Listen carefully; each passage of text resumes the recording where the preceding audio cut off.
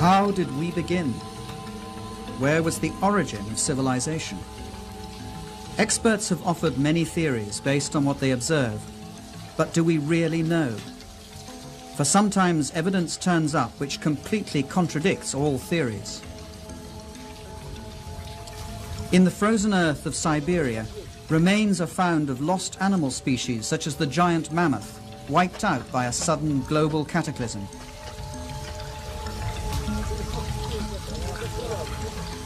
Ancient maps have been discovered, which show the continent of Antarctica centuries before we discovered it. This map, which is centuries old, depicts the true configuration of Queen Maud's Land, which is now under nearly a kilometer of ice, and its true configuration wasn't determined until 1949. A century ago, an archaeologist concluded the ancient city of Tiwanaku in Bolivia was a stellar observatory aligned to the sun and stars. From it, he calculated its age to be 17,000 years old.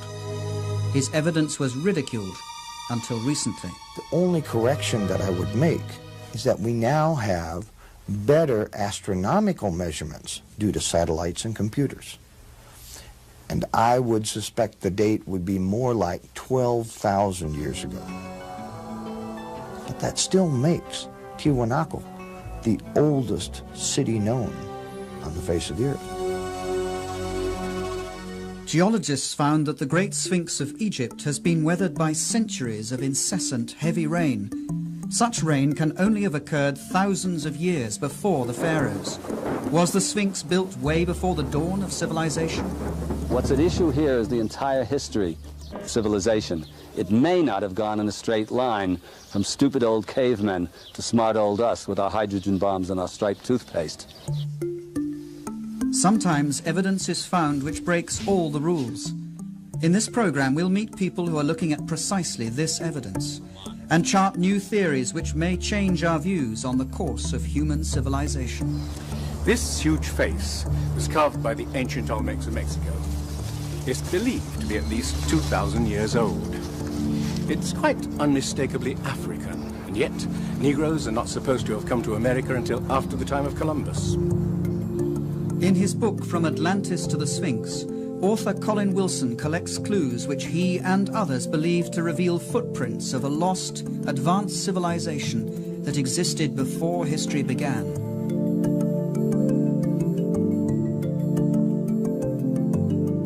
Greek philosopher Plato described precisely such a civilization, which, Egyptian priests told him, sailed the oceans thousands of years earlier until it was destroyed in a huge cataclysm. He called it Atlantis.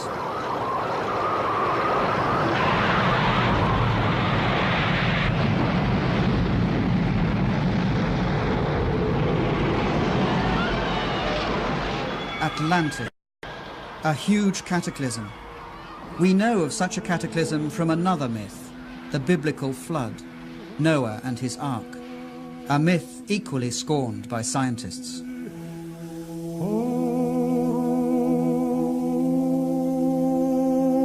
Yet, when they reject the biblical deluge and Noah's Ark as fable, scientists are ignoring the fact that across the entire world there are hundreds of flood myths, quite apart from the Mesopotamian and the Hebrew accounts, which tell the same story of a worldwide disaster which virtually wiped out mankind before the beginning of recorded history.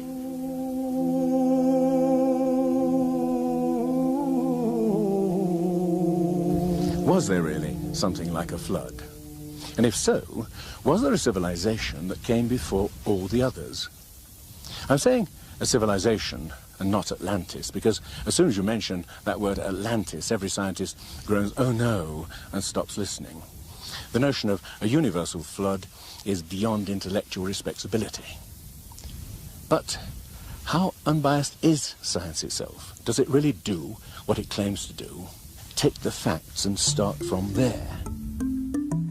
Throughout history, science has tended to focus more on its own theories than on the facts. From facts, a theory arises to explain them. Other facts are laid aside. New facts may change the theory, but as often they're again ignored. We call such facts anomalies, evidence which doesn't fit. In their controversial book, Forbidden Archaeology, scientists Thompson and Cremo show what happens to such evidence which contradicts the rules. Over the past 150 years, these archaeologists and anthropologists have covered up as much evidence as they've dug up, literally. Basically what you find is something we call a knowledge filter. This is a fundamental feature of science, of human nature. People tend to filter out things that don't fit. So in science you find that evidence that doesn't fit the accepted paradigm tends to be eliminated. It's not taught, it's not discussed, and people who are educated in scientific teachings generally don't even learn about it. What we're talking about, for example, was demonstrated in Hiatlico, Mexico, in 1966, when archaeologist Gene Steen McIntyre threatened to overturn the conventional view that mankind is relatively new to most parts of the Earth. That he penetrated into Siberia around about 30,000 years ago, and definitely not into America until about 20,000 years ago. In Mexico, Gene Steen McIntyre uncovered stone tools and human bones and had them dated through a variety of thorough scientific tests. We thought we had an old site. This was back in '66, and we thought it was perhaps 20,000 years old, and at that time that was considered a very old age for the site. When we finally got the dates and all the different methods we used to date it, it came out to be 250,000 years old. To tell you the truth, I would have been happy with a 20,000-year-old date. It would have made my career. And I was rather naive. I thought, okay, I'm just going to stick with the date. We've got the information, we got the facts, let's get the facts out and go on from there. And I didn't realize it was going to ruin my whole career. All her professional opportunities have been closed off since then. The site was closed, permission for further investigation denied, permanently. Yet earlier this year, over 3 decades later, archaeologists uncovered traces of human beings in Siberia dating back 300,000 years, a date which suddenly makes Gene McIntyre's find not so improbable after all.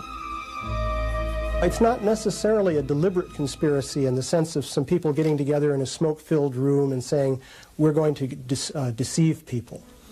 It's something that happens automatically within the scientific community.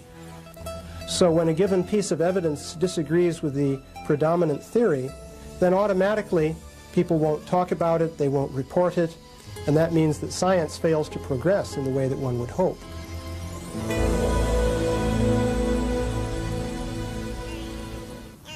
Is science overlooking evidence of a past we have forgotten? Can the myths be true which tell us there was once a civilization on this planet which was lost thousands of years before recorded history began? A new brand of researchers is looking at precisely the anomalies science tends to discard. They ask questions which may change our views on the course of human history. The Inca fortress of Sacsayhuaman, of indeterminable age, and built by a people who had no hard metal tools or cement and knew neither pulley, wheel, nor crane.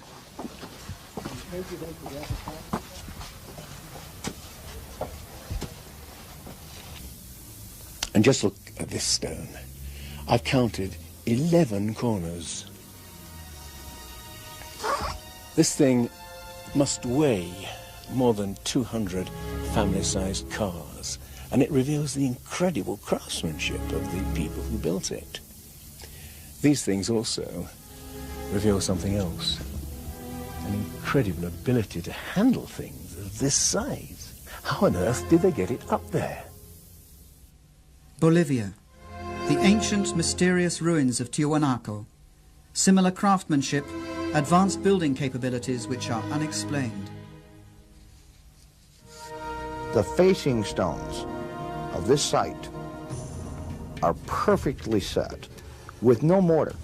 We took a needle, and that needle we tried to insert at every point along the joint, and the needle couldn't be inserted. A perfect cut. When the Spanish conquerors asked the Incas whether they'd built Tiwanaku, the Incas said, no, we didn't build it. It was built thousands of years before us. Now, the evidence shows it was built by an advanced civilization. And a chance discovery reveals just how advanced they may have been. The building blocks of Tiwanaku aren't held together by cement. Whoever takes them apart discovers the unexpected glint of metal holding the stones together. What I find amazing here is that to move to each site where the staple was needed, they had to have something like a portable smelting plant to maintain this metal in a molten state.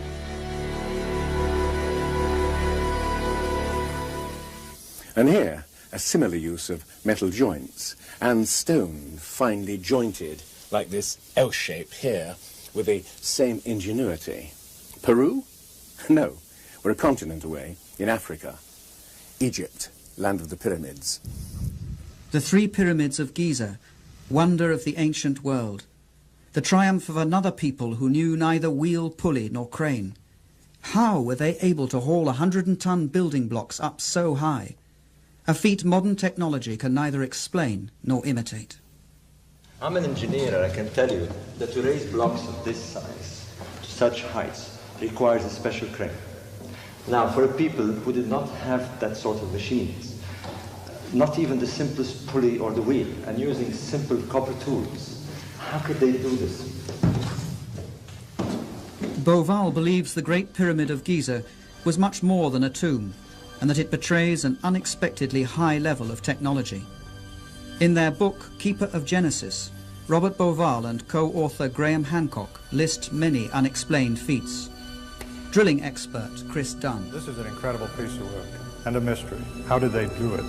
The sarcophagus in the king's chamber. How did primitive builders make the inner contents match the contents of the stone sarcophagus itself, down to the cubic millimeter? A feat requiring a sophisticated knowledge of physics. A mystery just like the actual drilling itself. The typical way of doing it primitively would be with a bow saw, a bow drill, and they would advance the tool into the piece using sand or a diamond. And to me, that would just take too long, too many years to do this. Well, how do you think they did it?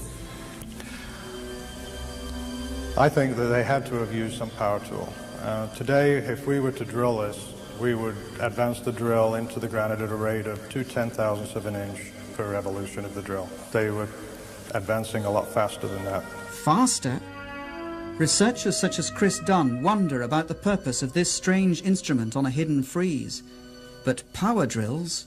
That seems a rash conclusion. Yet traces of high-speed drilling present unsolved mysteries. Now, just look at this. The incredible precision of workmanship, the total smoothness of these walls. In this tomb, which is intended for sacred bulls, and which testifies to the tremendous level of craftsmanship of these people. And of course, that could be explained in terms of 100 workmen polishing away for 10 years. But how about a real mystery? The mystery of the Egyptian vases. Not like this clay vase, which I've just bought, but vases of alabaster, basalt, even diorite, which is the hardest stone of all. Now, the mystery is this. It's easy enough to see how you could hollow it out by drilling straight down inside, but what about these pieces around the corners? Modern technology is unable to do it. And yet, the ancient Egyptians fashioned thousands of these things, some of them 2,000 years before civilization is supposed to have started here. How? The mystery is still unexplained. Unexplained. How could the builders align their gigantic pyramids to the cardinal directions so impeccably? Perfectly east-west and perfectly north-south, with a precision unmatched by modern builders. The Great Pyramid seems to be a mathematical model of the Northern Hemisphere and incorporates the transcendental value of pi, the ratio of a sphere's diameter to its circumference, the basis of higher mathematics.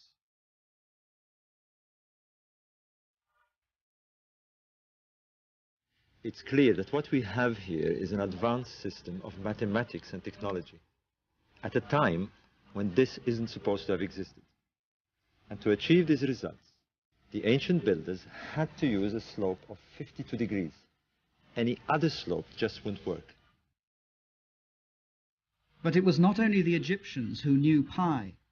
That transcendental value is also represented in the slope of this pyramid and the strange angle its builders gave them at Teotihuacan in Mexico, the city later generations of awed Indians would call the City of the Gods.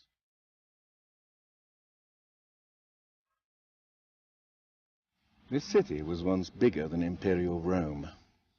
What you can see here are a series of basins that were once filled with water, whose smooth mirror-like surface reflected the heavens, and also whose ripples would serve as some kind of earthquake warning. These temples on the opposite side are believed to represent the heavenly bodies. This whole place seems to have a kind of obsession with astronomy and with eternity. On the equinoxes, on March the 21st and September the 21st, these pyramids cast a giant shadow straight along the axis, which made them the perfect clock for a people who were obsessed with the measurement of time and of precession.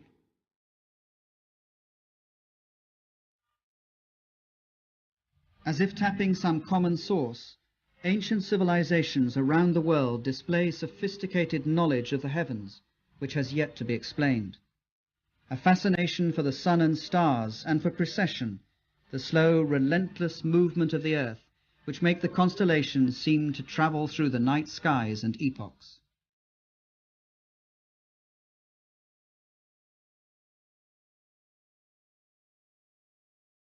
Scholars say that the ancient Egyptians did not have a high knowledge of astronomy.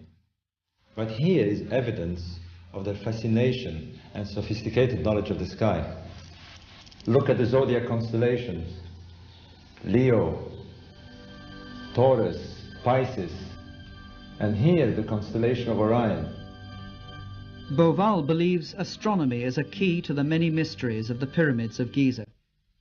Ancient Egyptians saw the constellation of Orion as their god Osiris, lord of the dead, the night skies, and the afterlife. Beauval found the god in evidence all over the Giza pyramids. This is the real mystery. Small shafts leading upward, no more than ventilation shafts to Egyptologists, but astronomers thought differently.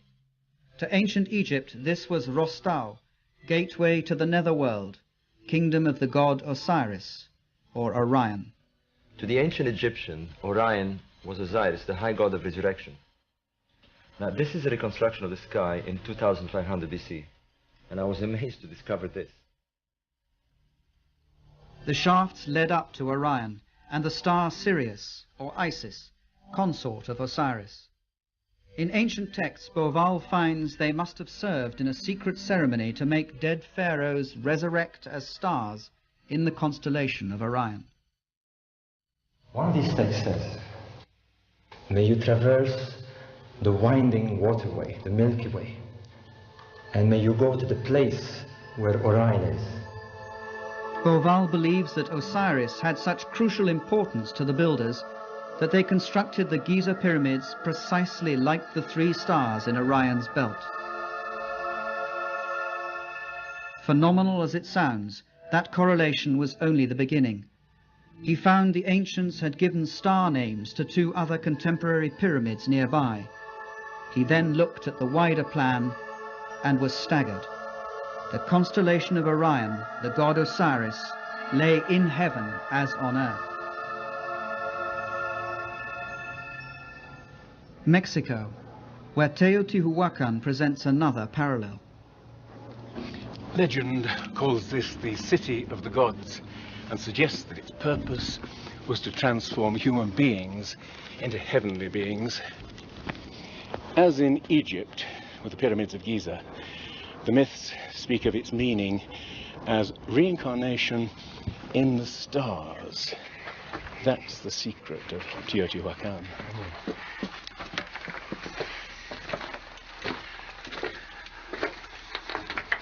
But an even greater enigma lies in the pyramid up above me. When it was first excavated in 1906, they discovered an enormous sheet of mica. Now, we know that mica is used in electrical insulation, but we've no idea what they wanted to use it for. What makes it even stranger is that the mica came from Brazil. Imagine the problem of moving a 90-foot square sheet of mica 2,000 miles. How? And for what purpose? We've simply no idea. Tiwanaku, Bolivia. Another lost culture betraying that same fascination with the sun and stars. 100 years ago, Bolivian archaeologist Poznański observed that on the first day of spring, the sun rose exactly through the center of the temple. It was the starting point of a remarkable discovery.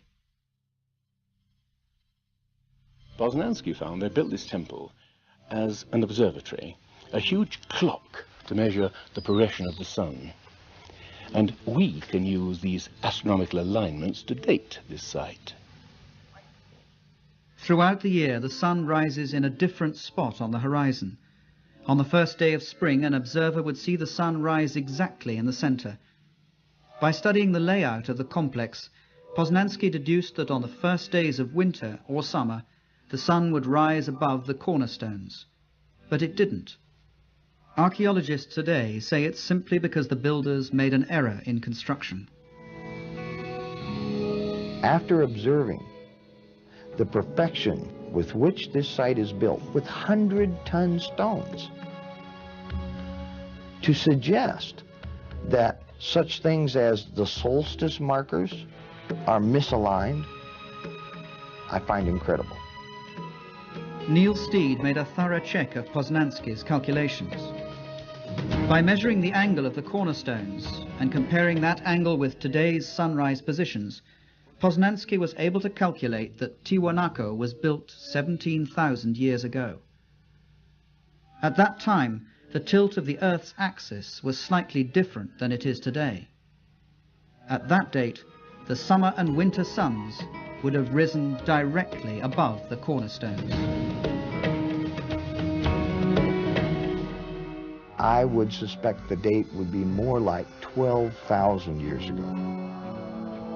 But that should make each and every one of us fully question the origins of civilization.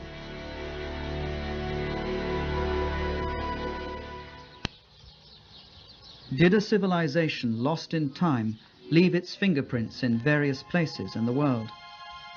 Egyptian priests told the Greek philosopher Plato of such a civilization which had existed 12,000 years ago. But according to science, mankind emerged from the Stone Age some 5,000 years ago. Could man have made that climb before?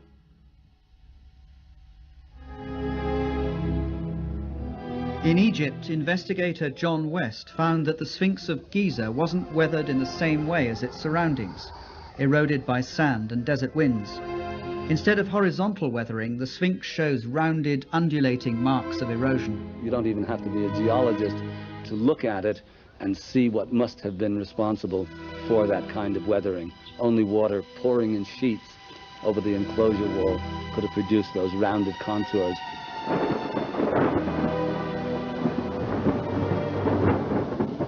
Water? In the Sahara Desert?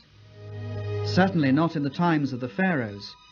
For that, you'd have to go back all the way to the end of the Ice Age, some 10,500 years BC, thousands of years before there were any pharaohs at all. But how is it then that the Sphinx has a pharaoh's head? The head is disproportionately small. Seen especially from the air, you see that the body of the Sphinx is long and flattened out, and the head almost looks like a pinhead stuck on the top of it. This, to us, is an indication that the head has been recarved. In other words, at some point in its long history, the head was redone. John West believes the Sphinx was originally a huge lion, which an unknown group of sculptors carved out of rock before 10,500 BC. It became eroded when the end of the Ice Age upset the climate and caused rains to pour down for many centuries. Only thousands of years later would pharaohs carve its head into their own image. The Sphinx, more than twice as old as was thought until now. The theory is ridiculed by Egyptologists, but geologists simply tell them the facts are there. Stranger still, according to Robert Bauval, astronomical evidence suggests that the pyramids of Giza all seem to point to that incredible old age. The layout of Giza matches uncannily with the position of Orion in the year 10,500 BC, a time when the Sphinx looked at Leo, its own image in the skies. When Orion started a slow ascent through the epochs, signaling a new era. The setting of Orion at that distant date even corresponds precisely with the three small pyramids behind the pyramids themselves. And there are many other bewildering facts astronomy provides.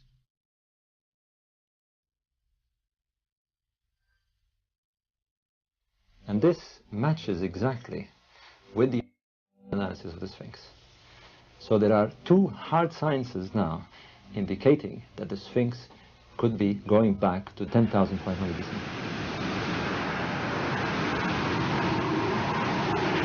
Egypt experienced major and dramatic changes at the end of the Ice Age, particularly about 10,500 BC, when very high, exceptionally high floods covered the floodplain, and it ended things both in the Delta and the Nile Valley in general. 10,500 BC, a time of floods. Could the designers of Giza point back to that distant time? The time their myths say that the god Osiris and his helpers ascended from chaos to bring first fruits of civilization. Where did they come from?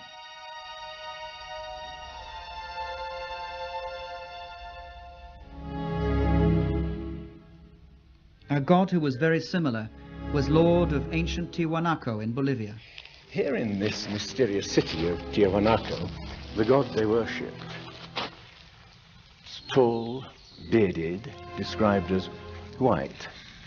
Viracocha emerged in times of chaos and destruction from across the waters to bring some kind of renewal to the human race. The white god Viracocha. In Mexico, he's called Quetzalcoatl, who came with others to bring the first fruits of knowledge. His symbol is all over Teotihuacan. The feathered serpent, symbol of the enigmatic god Quetzalcoatl, who came from the east after times of tremendous cataclysm to bring civilization to this part of the world. Could gods like Osiris, Viracocha and Quetzalcoatl have been real people who came from afar? Survivors of a cataclysm that had destroyed their homes and civilization? Now, the question we're asking is this. Was there some remote civilization, as yet unidentified, that touched Egypt, Mexico, and South America, and left its imprint, however difficult to discern, in a body of knowledge? Now, taken in isolation, I agree. Each bit of evidence reveals little, but let's consider all these common elements together. Both sides had huge pyramids, precisely aligned to the cardinal points, incorporating sophisticated knowledge of mathematics. Both demonstrated an astounding knowledge of astronomy, expressed in the great sacred monuments they both erected. Although they knew neither pulley nor wheel, both could build using huge stones finely jointed, in a unique style of construction with L-shaped corners and metal clamps.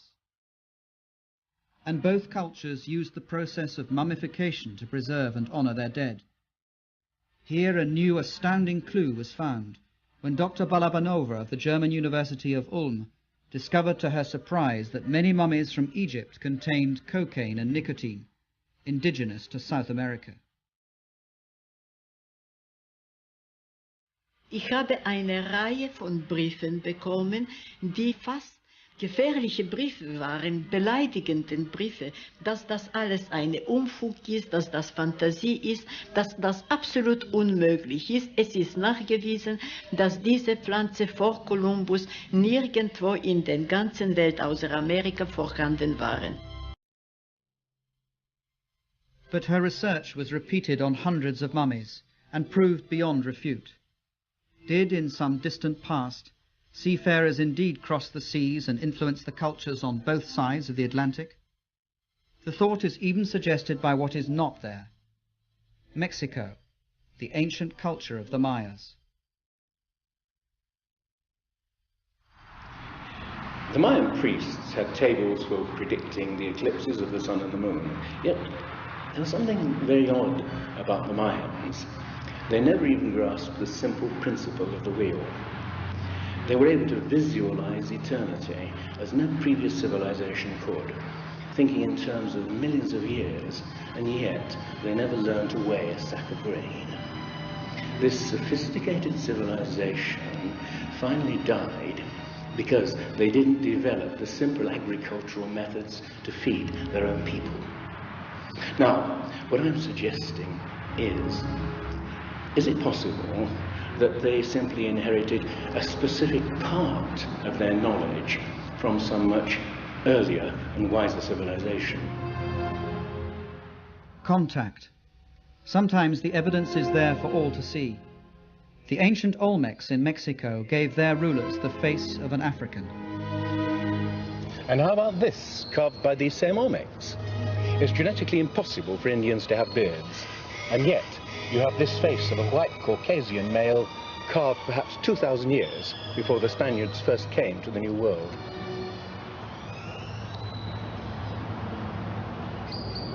So, faces of Africans and Caucasians carved many centuries before Columbus. Where did they come from?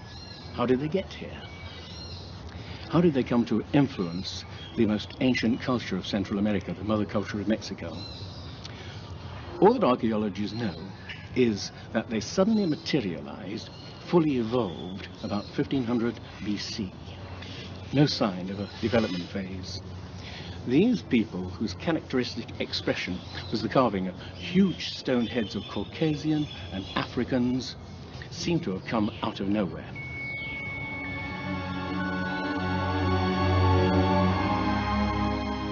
Oaxaca, the ancient citadel of Monte Alban. Here further to the south in Mexico is what seems to be the last record of these mysterious men. But these figures carved in stone seem to represent men who've been slain in battle, naked, forlorn, most of them castrated. This may be the point where these men disappear from history.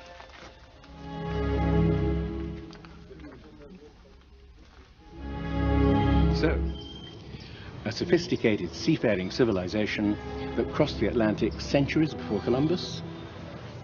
But there's another piece of evidence. There are old maps that suggest that ancient seafarers possessed a knowledge of the globe that's never been explained. A puzzle for scientists throughout this century. In 1513, Turkish Admiral Piri Reis mapped out parts of the world no one had ever seen at the time. Columbus only explored the areas of the Caribbean. He didn't get to South America. He didn't get down to this area of South America all the way down to Antarctica. He didn't get anywhere near this area. But these maps are showing all these features accurately well before Columbus or the European explorers have reached these areas. This map, which is centuries old, depicts the true configuration of Queen Maud's Land, which is now under nearly a kilometer of ice, and its true configuration wasn't determined until 1949. Unexplained. Cartographers have long pondered the strange projection used. It was found to resemble the one a modern nuclear submarine uses, which measures the world as it moves away from the center where it prowls. In this case, its center lay in Syene, Egypt, home of ancient cartographers. The map only seems distorted, but it accurately shows this part of the world. And there's more. To my mind, the most significant aspect of the Piri Reis map is the fact that it accurately depicts longitude, something that Europeans weren't capable of doing until the 18th century, but this is a 16th century map.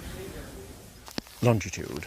That story began on these beaches in the year 1707, when the English fleet was sailing from the Mediterranean towards the coast of England. Now, in those days, it was quite easy to determine how far north or south you were by measuring the angle that the sun or the stars made of the Earth's surface. But there was no technology for determining how far east or west you were, longitude. Well, Admiral Sir Cloudesley Shovel was infuriated when a sailor from the West Country told him that he was about 20 miles too far east and was likely to wreck the fleet on the coast. When his officers assured him that the course was correct, he had the sailor hanged for insubordination. In his last dying moments, he must have wished that he hadn't. Ships before had foundered in thousands, but now the loss of an entire fleet started the hunt for an accurate clock which would enable the calculation of longitude. It would take 2 more generations before it was finally developed. Yet the Piri Reis map, made 250 years earlier, already shows knowledge of longitude. On the Piri Reis map is mentioned the fact that it's compiled from many other source maps.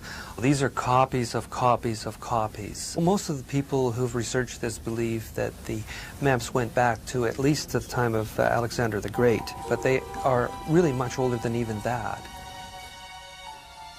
Maps of the world, drawn way before we learned to sail the oceans. Unexplained building technology, sophisticated knowledge of mathematics, astronomy. If there was such an advanced civilization capable of passing on its knowledge to the Sphinx builders, to the people of the Andes and Mexico, what happened to it?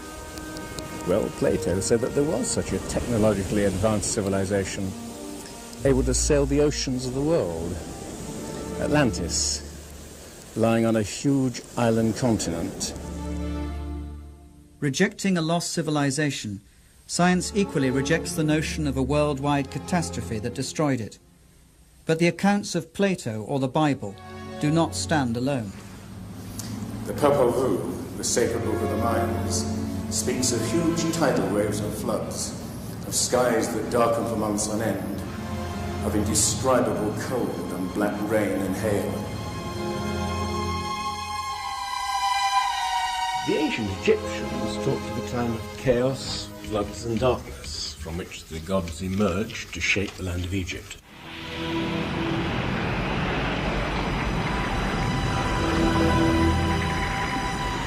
The sun disk of the Aztec speaks of 4 cycles of destruction: by flood, by fire, by wind, and by blood and war, and foresees the end of the world by upheaval from the bowels of the earth.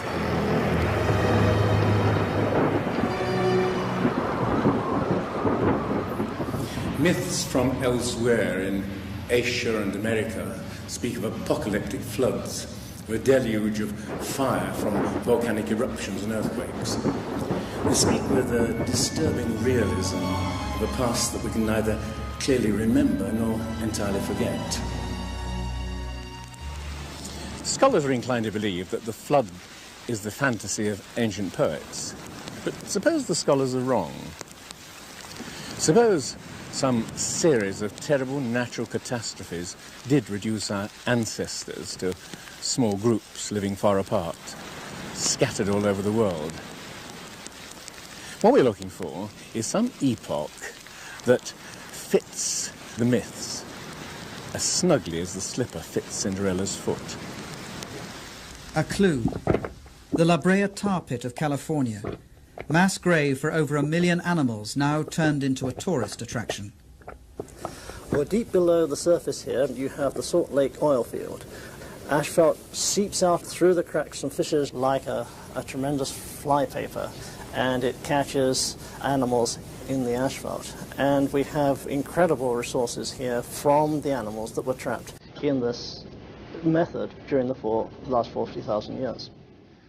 The tar pits read like a book of ancient times, when animals abounded which we never thought of as indigenous to America at all. Mammoths, elephants, rhinos, giant sloths, saber-toothed tigers, even horses and camels.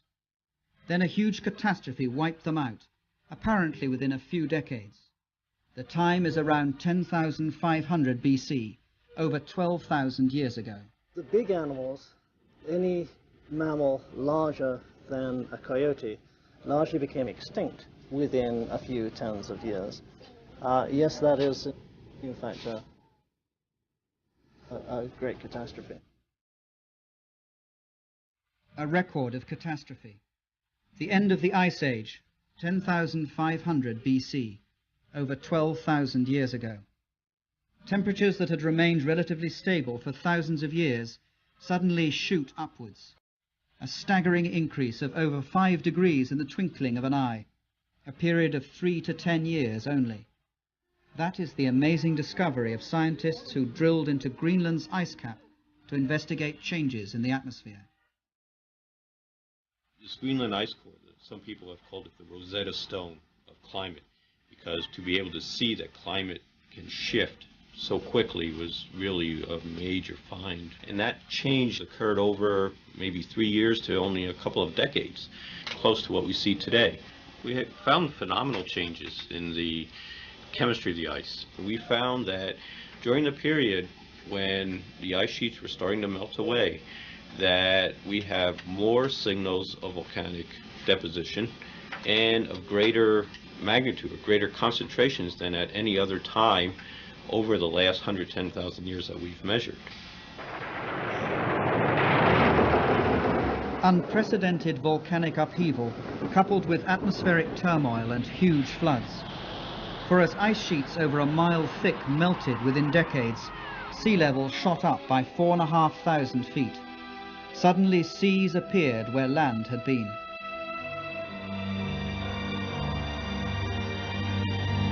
You could walk from Great Britain to Scandinavia at a time when a climatic revolution shaped the North Sea. It was a time when great floods covered the plains of North America so that the skeletons of whales are found in Michigan. A time of cataclysm at the end of the Ice Age, which may fit the myth. In the New World alone, about 70 kinds of animals became extinct. Saber-toothed cats, mammoths, giant sloths, horses, camels. Let me just put that in perspective. Over the previous 200,000 years, less than 1/3 of that number had become extinct. And that same extraordinary pattern of extinction was repeated over Europe and Asia. In the permafrost of Siberia and Alaska, tangled masses of bones are found of millions of animals which perished in a cataclysm.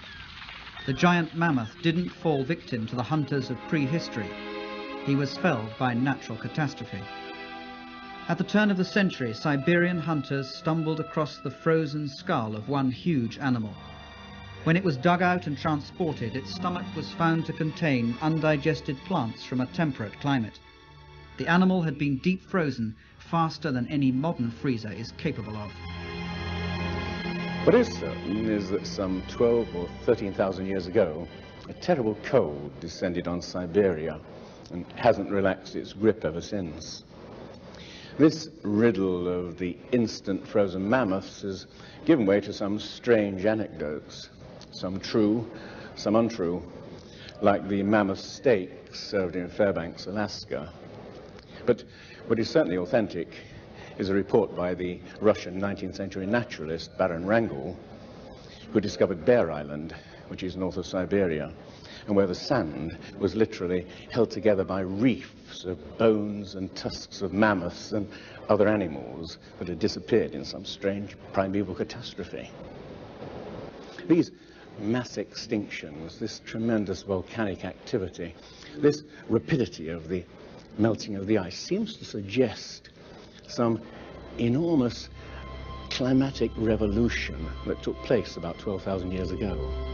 There seems to be some unknown factor that we can't put our fingers on. The end of the Ice Age. What made it a revolution? Here's the big question. What brought on cataclysm? One of the best theories that has been put forward is by an American, Charles Hapgood, who suggested something he called earth crust displacement, which meant that the whole crust of the Earth shifted around suddenly like the skin of an orange. The whole outer shell of the Earth, it's only 1/3 of 1% of the Earth's mass. Like the peel of an orange, if it was loose, it moves. Thinner than an eggshell, the Earth's crust rests on a molten liquid interior. The ruling theory on the Earth's crust is that of plate tectonics, continents slowly drifting apart over hundreds of millions of years. Though science scorned the theory for over half a century, it now equally scorns the notion that the Earth's crust could move as a whole and suddenly. But one scientist was mesmerized by the idea. Had he lived longer, Earth crust displacement would have been considered more seriously. His name was Albert Einstein. This is a summary of what he said. When I came across Hapgood's work, I was electrified. Here was an idea that was simple, but could explain a whole range of problems. Hapgood had the theory. The question was, what was the mechanism that set this whole gigantic thing in motion? And it was Einstein who came up with the suggestion. The enormous amount of ice that builds up around the poles can become 2 miles thick, ice that extended right into the middle of the continent of America. And these billions, countless billion tons of ice, if they formed in an imbalanced way, would cause the Earth, as it were, to judder like a wheel with a great weight placed on its rim. This judder would in fact be sufficient to cause that switching of the crust of the Earth. 55,000 years ago, the North Pole lay close to Europe, but suddenly swept to Hudson Bay in Canada. And around 12,500 BC, it suddenly shifted again, almost 2,000 miles to where it lies now. Or is it better to say the lands and seas have been swept across the pole, propelled by a sudden displacement of the Earth's crust? If so, this is one of the things which would have happened at the end of the Ice Age. The displacement propelled America out of the polar zone. The sea to the north of it froze over with a thin sheet only meters thick. The huge old ice sheet over North America, more than a mile thick, suddenly melted in a matter of years. Now, what's so interesting about the Hapgood-Einstein theory is that it also explains all kinds of other myths quite apart from the myths of flood. There are myths of tremendous earthquakes and volcanic catastrophes, black rain falling from the sky, sudden freeze-ups of whole lands. And you can see that in point of fact this is precisely what would happen if the Earth's crust switched around. Quite suddenly, areas that had previously been freezing would suddenly be switched into things like that flash-frozen mammoth of Siberia. Whole species would be wiped out. If an Earth crust displacement caused the deluge that destroyed a civilization, where was that civilization? Searchers believe to have found it on the Greek island of Santorini, once destroyed in a huge eruption, or in ancient Troy. The German island of Heligoland, almost washed away by the North Sea. They have searched for sunken continents in the Atlantic Ocean, but nothing has been found. And it's this exact problem that scuppered Plato's Atlantis as a notion for serious scholars. You see, oceanographers have mapped the floor of the Atlantic and the Pacific Ocean, and there's no lost continent. Or is there? In Plato's account of Atlantis, he describes the island as a vast island continent with mountains in the middle of the real ocean. And the real ocean, of course, is the world ocean. It was only later that we began to divide the ocean up into different parts, calling it Atlantic and Pacific, etc. In reality, the world only has one ocean. The myths from around the world, some of them are very explicit about what happens in the Zen Vesta of the Vedic literature. The island continent is destroyed not only in a deluge, but it is covered in snow and ice. So we're looking for an ice-covered island in the middle of the ocean, and there is a great candidate in Antarctica. If the North Pole shifted, so must the South Pole. Flemath believes that 12,000 years ago, part of Antarctica lay in temperate zones, and could have housed a civilization, lost when the continent was swept into the grip of the pole. It's the explanation he finds for maps which show parts of Antarctica as they lay under ice. Turkish Admiral Piri Reis demonstrates knowledge of Antarctica he shouldn't have had. We have the cartographic departments of both the Navy and the Air Force saying we have made comparisons of the soundings of salient peaks and mountains. We found them to be in astonishing agreement. What must be emphasized is that we're not talking about just one map, the Peri-Reis map, which could be argued away. We're talking about literally dozens of maps. For example, the Phineas map of Antarctica is extremely accurate to the general configuration, showing river systems that do exist but weren't known in the 16th century. We didn't discover Antarctica until around 1800. Yet how could European mapmakers already have charted it? Only, Flem Ath believes, if they copied it from copies upon copies of maps going back millennia. Information that simply shouldn't be there. It's only over the last 25 years we know that under the ice cap, Antarctica exists of some islands, a continent, a frozen sea in between. Yet the notion is already here on this map. What I'm saying is that these islands here correspond to this area. And the snowfall pattern through here is very heavy.